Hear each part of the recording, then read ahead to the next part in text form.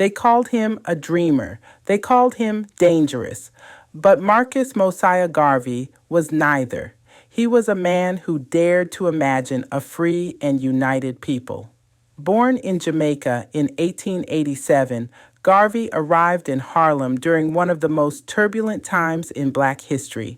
Across the world, Black soldiers were returning from World War I to find the same oppression they had left behind.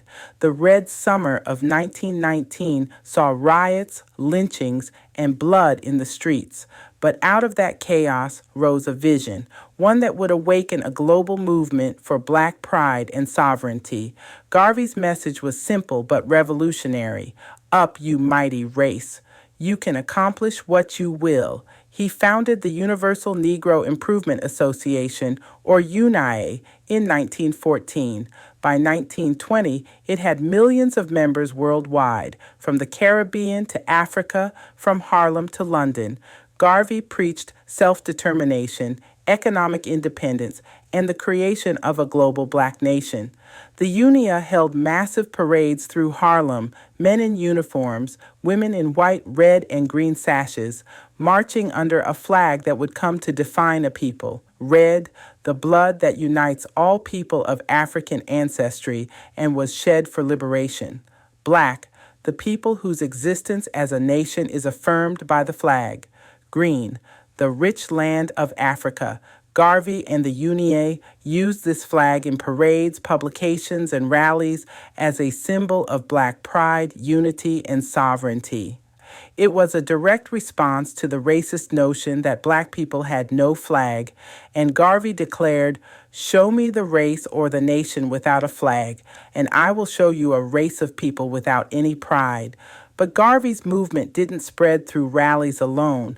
It spread through words. The Negro World newspaper, founded in 1918, became the voice of the UNIA. It was banned in some colonies because it carried revolutionary ideas, news about African independence, Black business, and global resistance.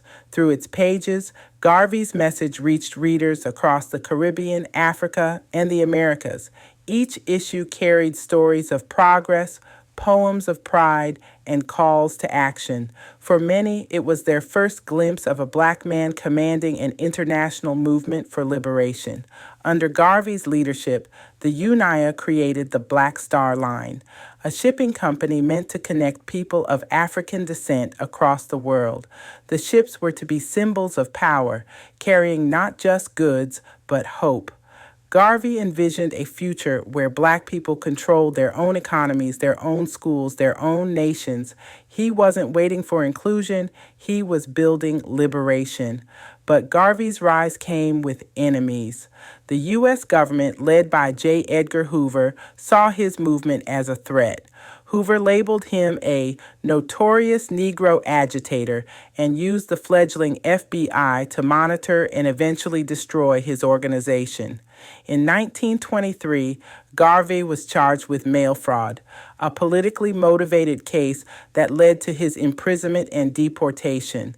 His empire crumbled, but his ideas did not. Garvey's teachings would echo through generations. Malcolm X's parents were Garveyites.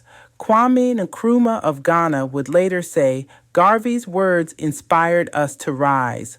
The red, black, and green flag became the enduring symbol of Pan-African unity, a banner that still waves in the fight for liberation. Marcus Garvey's dream of Africa for the Africans wasn't just about geography. It was about dignity, power, and identity.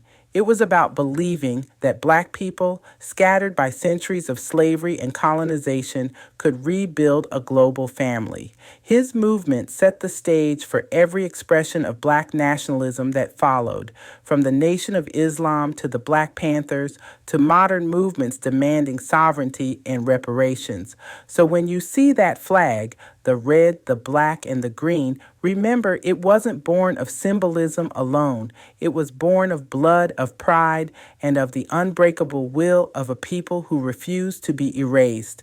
This is the Black History Vault, unearthing the legacies of our hidden architects of liberation. Like, comment, and subscribe so that the names of our Black pioneers will never be erased.